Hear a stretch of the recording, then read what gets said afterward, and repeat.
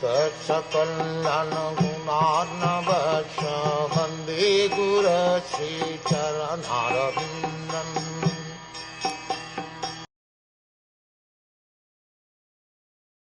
Thus, the Lord of the universes maintains all planets inhabited by demigods, men, and lower animals. Assuming the roles of incarnations, he performs pastimes to reclaim those in the mode of pure goodness.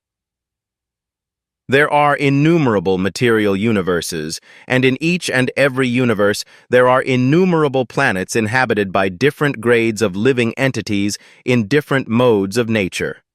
The Lord, Vishnu, incarnates himself in each and every one of them and in each and every type of living society. He manifests his transcendental pastimes amongst them just to create the desire to go back to Godhead.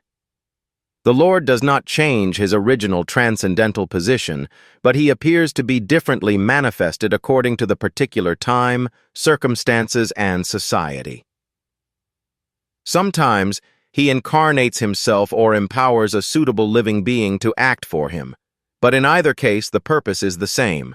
The Lord wants the suffering, living being to go back home, back to Godhead.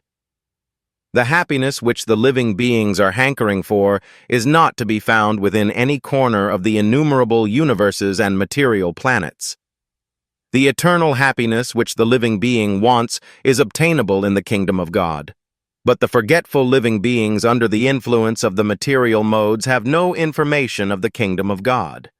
The Lord, therefore, comes to propagate the message of the kingdom of God, either personally as an incarnation or through his bona fide representative as the good Son of God.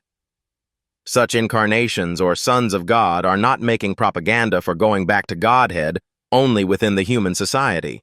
Their work is also going on in all types of societies, amongst demigods and those other than human beings,